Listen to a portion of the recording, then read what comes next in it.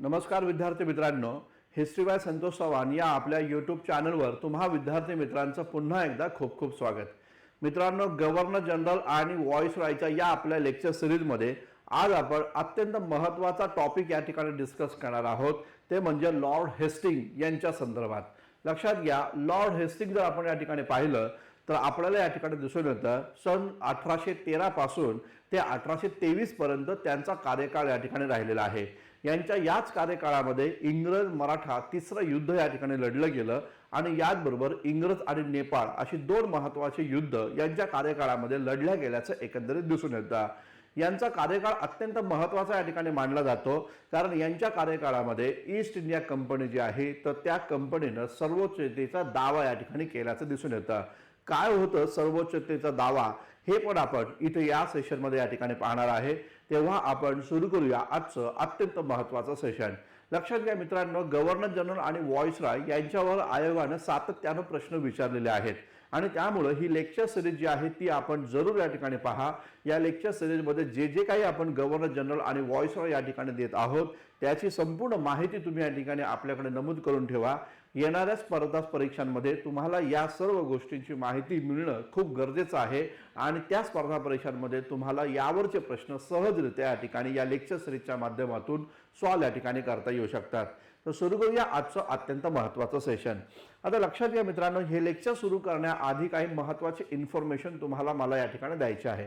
मित्रांनो, समाज सुधारक या नावाचं जे पुस्तक आहे ते आपलं 20 नोव्हेंबरला या ठिकाणी प्रकाशित झालेलं आहे.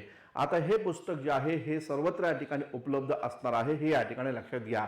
इथं आपल्याला पाहायला असं भेटेल की जर का तुम्हाला हे समाज सुधारकाचं पुस्तक हवं असेल तर हिस्ट्री बाय संतोष चव्हाण हे आपला जो ॲप्लिकेशन आहे तो तुम्ही या ठिकाणी डाउनलोड करायचा आहे आणि त्या ॲप्लिकेशनमध्ये या पुस्तकाशी संबंधित जो कोर्स आहे तो तुम्हाला परचेस करायचा आहे, जेणेकरून तुमच्या पोस्टल ॲड्रेसवर विदिन 7 डेजमध्ये हे पुस्तक तुम्हाला या ठिकाणी उपलब्ध होऊन जाणार आहे.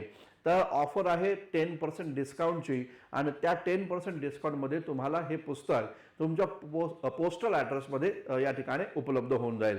दुसरं महत्त्वाची इन्फॉर्मेशन अशी आहे की राज्यसेवा पूर्व आणि मुख्य परीक्षा याची तारीख आयोगानं निश्चित केलेली आहे.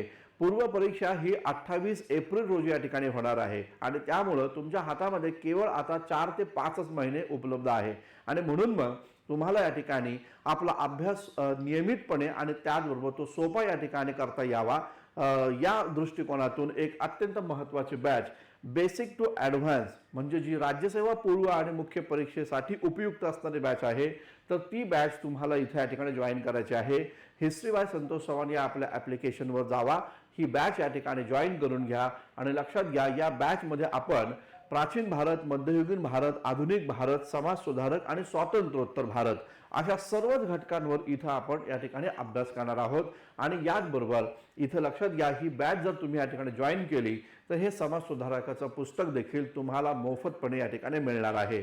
तर मित्रांनो, हे दोन्ही महत्त्वाच्या या ठिकाणी इन्फॉर्मेशन मला तुम्हाला या ठिकाणी सांगायच्या होत्या. आता आपण सुरुवात करूया आपल्या अत्यंत महत्त्वाच्या सेशनवर. लक्षात घ्या मित्रांनो, इथं पाहायला भेटतो लॉर्ड हेस्टिंग. लॉर्ड हेस्टिंग जर आपण पाहिलं तर याचा कार्यकाळ काय नेमका होता, तर जसं की मी सांगितलं तुम्हाला की 1813 पासून ते 1823 पर्यंतचा कार्यकाळ. लक्षात घ्या मित्रांनो, लॉर्ड वेलेस्लीच्या नंतरचा सर्वात कर्तबगार इंग्रज गव्हर्नर म्हणून या ठिकाणी लॉर्ड हेस्टिंगला या ठिकाणी संबोधलं जातं. या लॉर्ड हेस्टिंगनं सर्वात पहिल्यांदा जेव्हा तो या ठिकाणी बंगाल प्रांताचा या ठिकाणी गव्हर्नर जनरल बनला तेव्हा त्यांनी सर्वोच्चतेचा दावा केल्याचं एकंदरीत या ठिकाणी पाहायला भेटतं.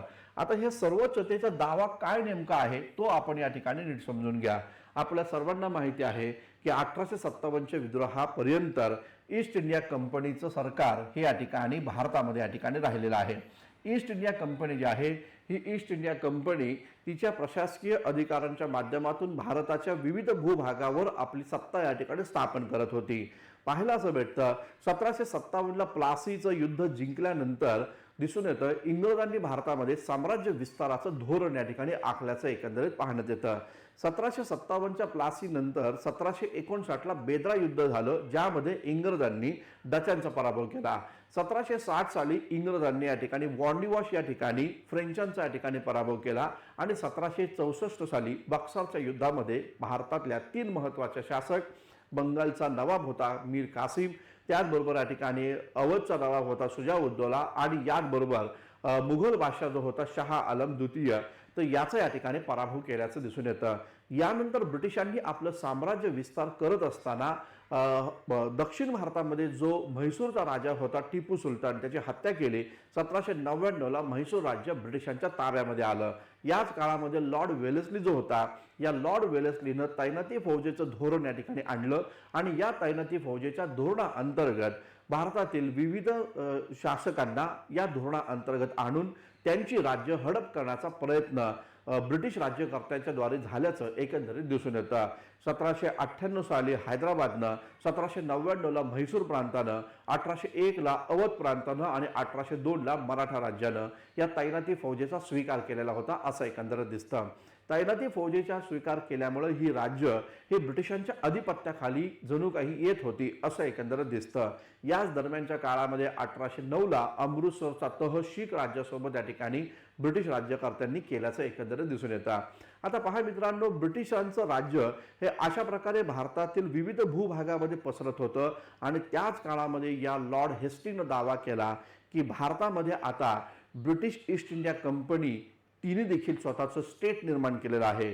भारताचा बराच मोठा भूभाग जो आहे हा ब्रिटिशांच्या अधिपत्याखाली आलेला आहे आणि त्यामुळं भारतामध्ये जे पण काही राज्य आहे त्या सर्व राज्यांपैकी ईस्ट इंडिया कंपनीनं स्वतःचं एक मोठं राज्य निर्माण केलेलं आहे आणि त्यामुळं भारतातील सध्या काळामध्ये असणाऱ्या राज्यांपैकी सर्वोच्च राज्य जे आहे, सर्वात जास्त भूप्रदेश ज्या राज्याच्या अधिपत्याखाली आला तो म्हणजे ब्रिटिश आहे आणि म्हणून ईस्ट इंडिया कंपनी ही भारतातील सर्वोच्च स्टेट आहे, सर्वोच्च राज्य आहे, ती सर्वोच्च शक्ती या ठिकाणी आहे. या प्रकारची भूमिका इथे या ठिकाणी लॉर्ड हेस्टिंगनं या काळामध्ये घेतल्याचं एकंदरीत दिसतं.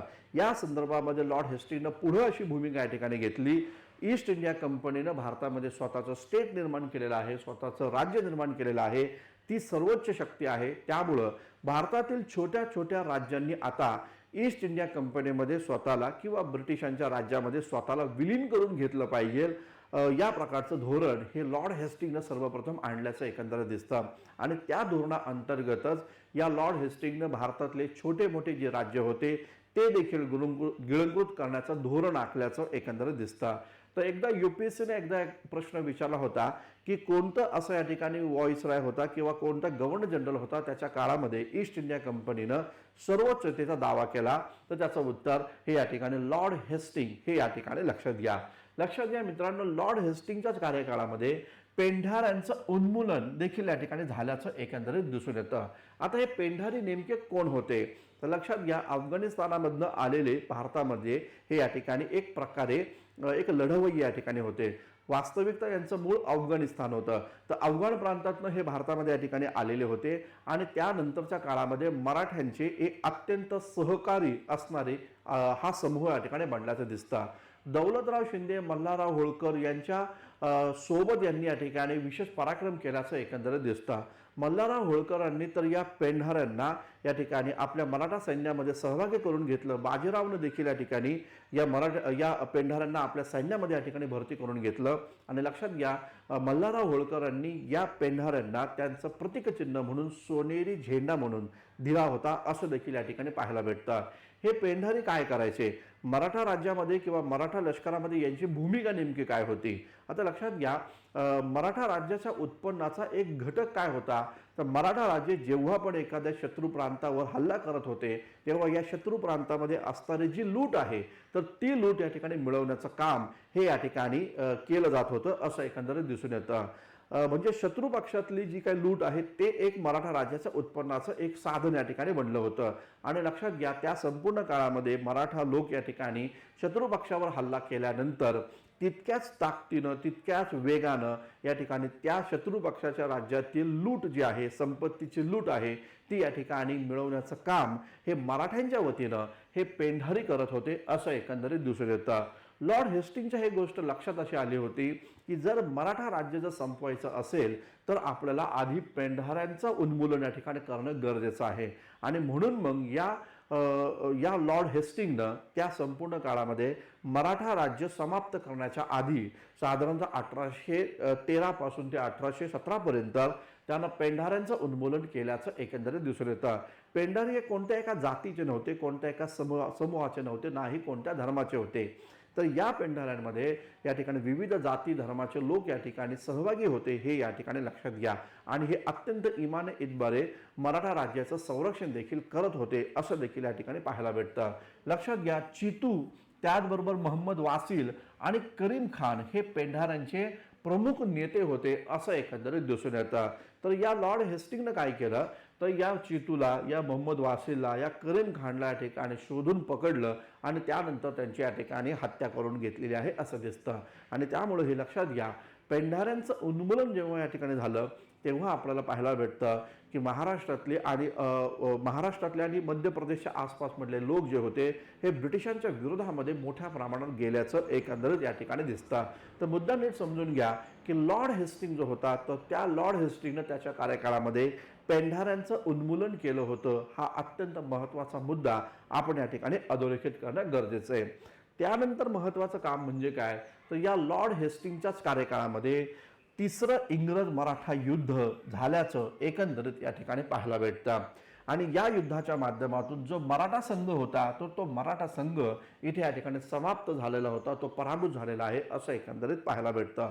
आपल्या सर्वांना माहिती आहे की सन 1811च्या दरम्यान माउंट स्टुअर्ट एल्फिस्टनची पुणे रेसिडेन्सी म्हणून या ठिकाणी नियुक्त करण्यात आलेली होती. आणि त्यानंतर ह्या माउंट स्टुअर्ट एल्फिस्टननं मराठा राज्य जे आहे, तर ते मराठा राज्याचं विघटन व्हावं लवकरात लवकर म्हणून पेशवे आणि मराठा सरदार यांच्यात त्यानं वाद निर्माण केलेले होते, असं एकंदरीत दिसून येतं. पेशव्याची सारी सत्ता या ठिकाणी समाप्त कशी होईल याचा प्रयत्न माउंट स्टुअर्ट एल्फिस्टननी केलं. आणि त्याच काळामध्ये सन 1817ला एक पुणे तह करण्यात आला. आणि या पुणे तहामध्ये या माउंट स्टुअर्ट एल्फिस्टननं महत्त्वाची भूमिका घेतली. आणि बाजीराव दुसरा जो आहे, तर त्या बाजीराव दुसऱ्याला आता इथून पुढे पेशवा म्हणून या ठिकाणी पदावर राहता येणार नाही, या प्रकारची भूमिका त्याने या ठिकाणी घेतल्याचं दिसून येतं. परिणाम असा झाला, बाजीराव दुसऱ्यानं अन्य मराठा सरदारांना एकत्र करून इंग्रजांसोबत युद्ध केलं. त्याच युद्धाला आपण तिसरं इंग्रज मराठा युद्ध असं या ठिकाणी म्हणतो. लक्षात घ्या मित्रांनो, या युद्धाचं संपूर्ण श्रेय जे आहे, किंवा हे युद्ध इंग्रज या ठिकाणी जिंकले, तर त्याचं संपूर्ण श्रेय हे लॉर्ड हेस्टिंगकडे या ठिकाणी जातं, असं एकंदरीत या ठिकाणी पाहायला भेटतं. तर साधारणतः 1 जानेवारी 1819 पासून ब्रिटिशांचा अंमल जो आहे हा मराठा राज्यावर आल्याचं दिसून येतं. आणि त्यानंतर 1 जानेवारी 1819ला याच लॉर्ड हेस्टिंगनं एक स्वतंत्र प्रेसिडेन्सीची स्थापना केली, जिला आपण मुंबई प्रेसिडेन्सी या नावानं या ठिकाणी संबोधतो. तर मुंबई प्रेसिडेन्सी स्थापन करण्याचं श्रेय हे लॉर्ड हेस्टिंगला जातं. हा महत्त्वाचा मुद्दा आपण इथे या ठिकाणी लक्षात घ्या. आता पहा, या मुंबई प्रेसिडेन्सीचा पहिला गव्हर्नर म्हणून या लॉर्ड हेस्टिंगनं एका अधिकारी व्यक्तीची नियुक्ती केली, ज्याचं नाव होतं माउंट स्टुअर्ट एल्फिस्टन. लक्षात घ्या, एल्फिस्टन जो होता, हा एल्फिस्टन हा मुंबई प्रांताचा काय बनला, तर पहिला गव्हर्नर या ठिकाणी बनल्याचं एकंदरीत दिसतं. तर माउंट स्टुअर्ट एल्फिस्टनची कारकीर्द जर आपण या ठिकाणी पाहिली, तर साधारणतः ती 1819 पासून सुरू होती मुंबईचा गव्हर्नर म्हणून. ते साधारणतः 1828 पर्यंत त्याची कारकीर्द या ठिकाणी मांडली जाते. तर एल्फिस्टननं खूप जास्त कार्य या ठिकाणी केलेलं आहे. महाराष्ट्रामध्ये शिक्षणाशी संबंधित आहे, त्याचबरोबर जमीन सुधारणा धोरणाशी संबंधित आहे. या प्रकारे बरेचसं कार्य एल्फिस्टनचं राहिलं. तर माउंट स्टुअर्ट एल्फिस्टननं भारतामध्ये काय काय महत्त्वाची भूमिका घेतली, खास करून महाराष्ट्रामध्ये काय काय काम केलं, या संदर्भात एक सेपरेट व्हिडिओ मी तुम्हाला या ठिकाणी लवकरात लवकर देणारच आहे. एल्फिस्टनचं कार्य आणि त्याची महती काय नेमकी होती, त्या संदर्भात एक व्हिडिओ लवकरच तुम्हाला या ठिकाणी दिला जाईल. आता पहा, याचबरोबर लक्षात घ्या, या एल्फिस्टननं या महाराष्ट्रामध्ये मौजेवारी सिस्टीम या ठिकाणी लागू केली होती. तर त्या मौजेवारी सिस्टीमचा पुरस्कार हा या ठिकाणी लॉर्ड हेस्टिंगनं केल्याचं एकंदरीत दिसतं. आणि याचबरोबर लक्षात घ्या, या काळामध्ये रयतवारी महसूल व्यवस्था लागू करण्यात आली होती थॉमस मनरोद्वारे. थॉमस मनरो जर आपण पाहिलं, तर मद्रास प्रांताचा तो गव्हर्नर होता. आणि या थॉमस मनरोनं साधारणतः 1820ला दक्षिण भारतामध्ये या प्रकारची रयतवारी सिस्टीम या ठिकाणी आणली होती. ही रयतवारी सिस्टीम जी होती, तर त्या रयतवारी सिस्टीमला लागू करण्याचं श्रेय हे लॉर्ड हेस्टिंगकडे या ठिकाणी जातं, असं एकंदरीत दिसून येतं. तर या रयतवारी व्यवस्थेचा स्वीकार या ठिकाणी लॉर्ड हेस्टिंगनं त्याच्या कार्यकाळामध्ये केल्याचं एकंदरीत या ठिकाणी पाहायला भेटतं. तर खूप महत्त्वाचा मुद्दा हा पण या ठिकाणी आहे. आणि सर्वात महत्त्वाचा मुद्दा म्हणजे या लॉर्ड हेस्टिंगच्या कार्यकाळामध्ये इंग्रज आणि नेपाळ यांच्यामध्ये युद्ध झाल्याचं एकंदरीत या ठिकाणी पाहायला भेटतं. लक्षात घ्या, इंग्रज आणि नेपाळ युद्ध हे खूप महत्त्वाचं युद्ध या काळामध्ये गाजलं गेलं आणि या काळामध्ये जे नेपाळ या युद्धामुळं जो ब्रिटिशांना फायदा झाला तो तत्कालीन फायदा नव्हता, तर तो 1857च्या विठावामध्ये खरा फायदा ब्रिटिशांना झाल्याचं एकंदरीत दिसतं. आता वास्तविकता इंग्रज नेपाळ यांच्यात युद्ध होण्यामागचं कारण ते म्हणजे या ठिकाणी सीमारेषाचं युद्ध होतं किंवा सीमारेषांचा वाद या ठिकाणी होता. ब्रिटिश आपलं साम्राज्य विस्तारित होते आणि त्या संदर्भामध्ये नेपाळचे जे शासक होते त्यांच्यासोबत त्यांचा झगडा या ठिकाणी झाला आणि यानंतर पाहायला असं भेटतं 1814ला हे युद्ध या ठिकाणी होतं आणि 1816च्या सिगोलीच्या तहानुसार या युद्धाचा शेवट झाल्याचं एकंदरीत दिसतं. तर नीट लक्षात घ्या, सिगोलीचा तह.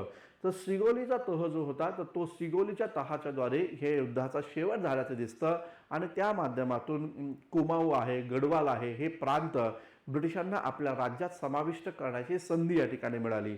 सिगोलीच्या तहाचा सर्वात जास्त फायदा ब्रिटिशांना काय नेमका झाला, तर ब्रिटिशांनी गोरखा ही जी काही कम्युनिटी होती नेपाळमधली, तर त्या गोरखांना आपल्या लष्करामध्ये सहभागी करून घेतलं, सैनिकांमध्ये त्यांनी या ठिकाणी सहभागी करून घेतलं. लक्षात घ्या मित्रांनो, असं म्हटलं जातं की 1857च्या उठावाच्या वेळेस जर का पठाणी लोक, गोरखा लोक आणि शीख सैन्य ब्रिटिशांच्या सोबत जर नसते तर इंग्रज 1857चा विद्रोह हा कधीच मोडून काढू शकले नसते. तर लक्षात घ्या, या गोरखा लोकांचे मोठे उपकार आहे ब्रिटिशांवर की गोरखा जमात जी आहे ही इंग्रजांसोबत इमाने ईदद्वारे लढली, शौर्य पद्धतीने ती या ठिकाणी लढलेली आहे, म्हणून मग इंग्रज इथे या ठिकाणी आपली सत्ता टिकवून ठेवलेली आहेत हे या ठिकाणी लक्षात घ्या. तर गोरखा जी काय कम्युनिटी आहे, गोरखा जमात जी आहे ही सिगोलीच्या तहाच्या माध्यमातूनच या ठिकाणी ब्रिटिशांना मिळाली आणि त्या गोरखांनी 1857च्या विद्रोहामध्ये अतुलनीय शौर्य गाजवल्याचं एकंदरीत या ठिकाणी पाहायला भेटतं. तर लक्षात घ्या, लॉर्ड हेस्टिंगचा अभ्यास करत असताना आपल्याला हे 3-4 महत्त्वाचे मुद्दे लक्षात ठेवणं गरजेचं आहे. एक म्हणजे सर्वोच्चतेचा दावा त्यांनी या ठिकाणी केला, दुसरं म्हणजे पेंढाऱ्यांचं उन्मूलन त्यांनी केलं. त्याच्या काळामध्ये 2 महत्त्वाचे युद्ध आहेत, एक इंग्रज मराठा तिसरं वॉर आणि त्याचबरोबर इंग्रज नेपाळ युद्ध. तर हे महत्त्वाचे मुद्दे लक्षात ठेवा. एल्फिस्टनला त्यानंच मुंबई प्रांतामध्ये लागू केलं होतं आणि याचबरोबर लक्षात घ्या, यानं या ठिकाणी रयतवारी सिस्टीम जी आहे ही संपूर्ण भारतामध्ये लागू करण्याचा प्रयत्न केल्याचं एकंदरीत या ठिकाणी पाहायला भेटतं. तर मित्रांनो, या पद्धतीचं इतिहासाशी संबंधित अनेक छोट्या मोठ्या गोष्टी या ठिकाणी अभ्यासण्याच्या दृष्टिकोनातून आपण आपल्या या यूट्यूब चॅनलवर सातत्याने येत चला. इथं भरपूर साऱ्या माहिती तुम्हाला मी या ठिकाणी देत असतो.